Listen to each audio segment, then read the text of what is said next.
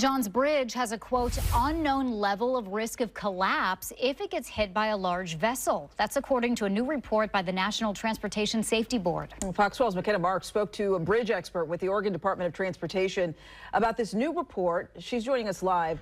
McKenna, how concerned should we be about the bridge?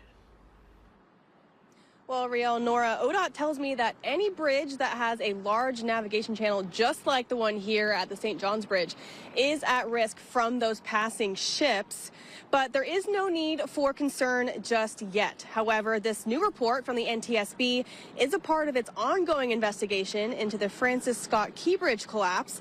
And in that report, it listed a total of 68 vulnerable bridges across the U.S., including the St. John's Bridge.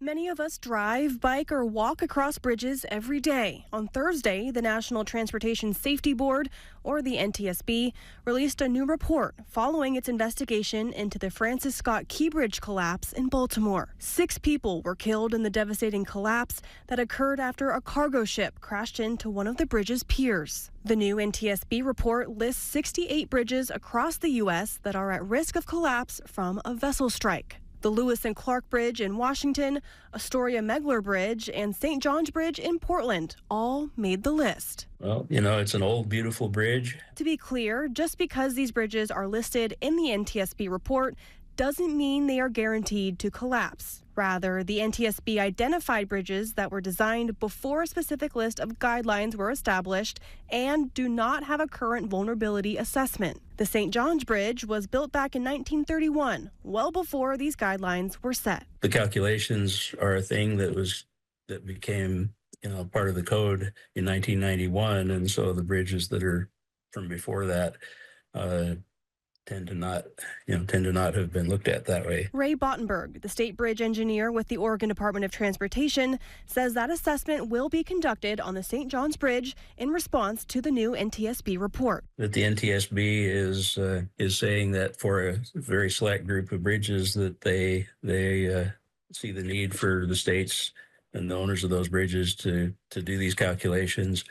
In the meantime, whether there is an earthquake or an accidental vessel strike, Bottenberg says that keeping Oregon's bridges in shape is a top priority. We have inspections every 2 years, every bridge in the state, including this one, that fundamentally keep the bridges safe.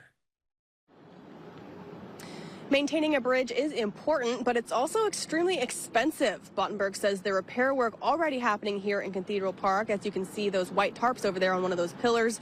This is costing upwards of $20 million, and it can be a challenge to secure enough funding for repairs in the first place. But Bottenberg tells me that he is confident in ODOT's abilities to avoid catastrophe and keep all of these bridges safe. Live from the St. John's Bridge, McKenna Marks, Fox 12 Oregon.